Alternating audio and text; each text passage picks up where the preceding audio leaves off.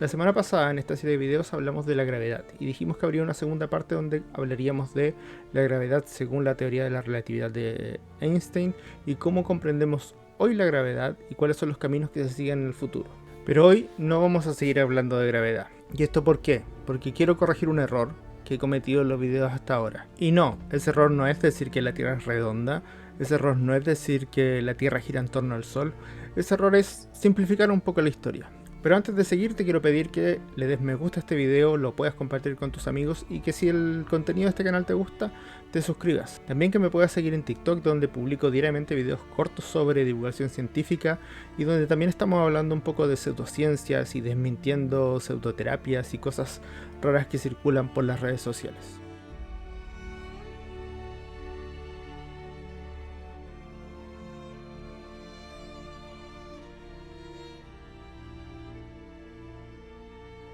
Mi objetivo con estos videos es contar un poco cómo se llegó a esta idea de un modelo heliocéntrico, a la idea de gravedad y dar a entender que en realidad no fue que alguien inventó nada, sino que alguien descubrió, alguien percibió cómo la naturaleza realmente funciona y describió esto en el lenguaje de la ciencia. Y en ese camino cometí el error, que se comete mucho, de simplificar la historia y dejar fuera de este relato a un montón de personas que fueron también relevantes en esta materia, ya sea en los modelos geocéntricos, en los modelos heliocéntricos, en el descubrimiento de la gravedad, etc. Y con esto quizás estoy transmitiendo una idea muy plana de la historia, una idea donde solo hay grandes genios que de la nada descubren cosas y en realidad lo que quiero que entiendan es que la ciencia es una tarea colaborativa. Partamos por el principio. Cuando hablamos del modelo heliocéntrico les mencioné que Ptolomeo había sido uno de los primeros en presentar un modelo geocéntrico complejo, con el cual se podían hacer predicciones y el cual además explicaba ciertos movimientos que veían de los planetas en el cielo. En ese momento les comenté que este era el modelo predominante en la época porque venía de la filosofía aristotélica que consideraba que la perfección estaba en los círculos y que la Tierra debía ser el centro del universo. Pero ya en esa época había gente que no creía en esto, que pensaba que el modelo del universo tenía que ser distinto. Y aquí es donde aparece Aristarco de Samos. Aristarco de Samos era un astrónomo y matemático griego que vivió entre los años 320 y 230 a.C.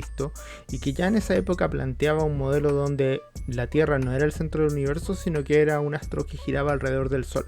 Además, Aristarco hizo algunos de los primeros intentos para medir la distancia de la Tierra al Sol, la cual estimó en unos 20 veces la distancia de la Tierra a la Luna. Hoy sabemos que Aristarco tenía un gran margen de error en sus cálculos, pero para la época, y sobre todo considerando que no era la idea predominante en su tiempo, es un gran avance. Otro de los astrónomos griegos importantes y que también hizo grandes contribuciones a la astronomía fue Hiparco de Nicea. Si bien Hiparco de Nicea no propuso un modelo distinto al geocéntrico como sí lo hizo Aristarco, lo que sí hizo fue hacer un catálogo estelar extenso y calcular la duración del año con bastante precisión. Pero no quiero que se queden con la idea de que a partir del pensamiento de Aristarco no pasó nada y que simplemente cuando apareció Copérnico y Galileo comenzaron a ver de nuevo el modelo heliocentrista. Seleuco de Celesia, que fue otro astrónomo y filósofo griego, tomó las ideas de Aristarco y las evolucionó un poco más. Incluso se cree, porque no nos ha llegado mucha documentación de la época, que él habría sido el primero en defender el modelo heliocéntrico con argumentos matemáticos. Pero quizás una de las cosas que más me llamó la atención de Seleuco fue que fue una de las primeras personas en postular que las mareas eran ocasionadas por la influencia de la Luna en la Tierra. Si bien la explicación en ese momento de Seleuco fue bastante simple y le faltaban factores que analizar que vendrían después con las observaciones y con los instrumentos que tenemos en la actualidad, el ya pensar esa cosa en esa época era bastante adelantado. Pero hasta aquí solo hemos nombrado astrónomos griegos, y esto es súper normal, nuestra cultura está muy influenciada por la cultura griega. Pero no hay que olvidar que, por ejemplo, en América, las civilizaciones precolombinas previas a la llegada de los conquistadores españoles ya tenían observaciones muy precisas del cielo. Aztecas y mayas, por ejemplo, tenían observaciones muy precisas del movimiento de los planetas y los astros. Y como también mencioné en otros videos, estas civilizaciones también tenían sus propias constelaciones. Ahora, al igual que todas las civilizaciones de la época, la cosmovisión está muy influenciada por los mitos de la época y en el caso de los griegos también por la filosofía. Pero en otras partes del mundo fuera de Grecia también hubo gente que contribuyó a la astronomía. Solo para nombrar algunos, por ejemplo en India, Aryabhata, un astrónomo, fue uno de los primeros en proponer que la Tierra giraba en su propio eje, cosa que parece ser muy difícil de entender para personas hasta el día de hoy. También es súper relevante el aporte de varios astrónomos árabes, entre ellos Al-Batani, cuyos cálculos sobre el año solar y la inclinación del eje de la Tierra permitieron mejorar la precisión del modelo ptolomaico. Al-Hazen fue un físico árabe cuyas observaciones de la reflexión y refracción de la luz también son fundacionales para la óptica moderna. También fuera de Grecia, Ulugh-Bek, un astrónomo timúrida que era un imperio de origen turco-mongol, hizo observaciones precisas de los astros y de hecho tenía el catálogo más preciso desde la época de Ptolomeo, y también construyó uno de los observatorios astronómicos más modernos de su época. Si se fijan, en distintos lugares del mundo siempre se estaba observando el cielo y habían personas sacando conclusiones de esto, observando la naturaleza, estableciendo modelos, haciendo aportes a esta actividad científica. Si seguimos avanzando en el tiempo, tenemos también el caso de Nicolás de Cusa, cuyas ideas eran bastante revolucionarias para la época. Él fue uno de los primeros en considerar el universo como algo infinito. Por lo tanto, al ser infinito, no tenía un centro y no podía ser la Tierra el centro de este universo. Además, en un universo infinito no hay un punto de referencia absoluto, sino que todo es relativo a el observador. En este universo infinito, Nicolás de Cusa también proponía que nada estaba quieto, incluido el Sol, y era enfático en decir que por más que no nos percatemos del movimiento, no quiere decir que este movimiento no existe. Si se fijan, todas estas ideas de Nicolás de Cusa son bastante similares a ideas que tenemos hoy día del universo, y que para nosotros son bastante cotidianas. Bueno, no para todos, para casi todos. Otra de las grandes ideas de Nicolás de Cusa y adelantada a su época fue el intuir que había otros mundos allá afuera.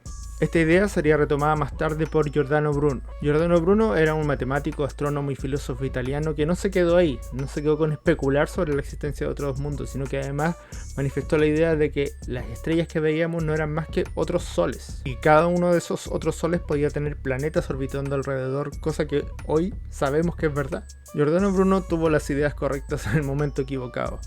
Y no solo por esto, sino que también por otras ideas que tenía respecto a los dogmas de la iglesia, terminó siendo quemado. Pero estas ideas heliocentristas no solo venían de Europa. Ali Kuchi, un astrónomo otomano que nació en el 1403 y vivió hasta el 1474, también planteaba que la Tierra giraba en su propio eje y alrededor del Sol. Y todos estos personajes son una pequeña muestra de todas las personas que estaban en ese momento trabajando sobre ideas similares. Y todas estas personas se influenciaban entre sí, leían la obra, así como Giordano Bruno lee la obra de Nicolás de Cusa, como el propio Isaac Newton se basa en las obras de Nicolás Copérnico y Galileo para trabajar sobre la gravedad. Todas estas personas se estaban influenciando entre sí, eran conscientes de las ideas de los otros. Y es este trabajo conjunto, es esta influencia mutua la que da origen a la visión que tenemos actualmente de la ciencia, de la naturaleza, del universo. Y esta es la idea fundamental que quiero transmitir con este video.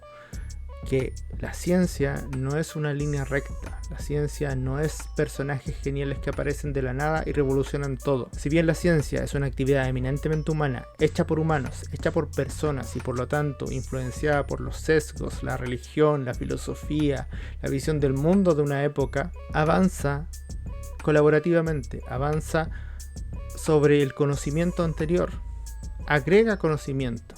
Por eso que no es posible hacer ciencia a partir de la nada. Por eso que no es posible borrar todo lo que se ha construido desde Ptolomeo a la fecha y volver a pensar en un modelo de tierra plana. Porque es la acumulación continua de conocimiento, es la influencia de otros pensadores, es la evidencia acumulada la que le da forma a la visión que tenemos actualmente del universo. Y por supuesto que nuestra visión actual del universo puede cambiar. A medida que acumulamos mejores observaciones, a la medida que hacemos mejores mediciones de las cosas que vemos, nuestras ideas también pueden ir cambiando. Las teorías científicas pueden ir variando. Habrá algunas que queden descartadas, otras que sean mejoradas, y eso es el avance natural de la actividad científica. Y por supuesto que habrá paradigmas que costará más romper, pero no se pueden romper a partir de la nada.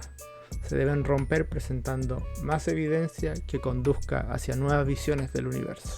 Para terminar, los quiero dejar con una frase de Isaac Newton que creo que representa el espíritu de lo que quería transmitir aquí. Si he logrado mirar más lejos, ha sido porque he subido a hombros de gigantes. Espero que este video les haya gustado y la próxima semana sí volvemos con la segunda parte de la gravedad.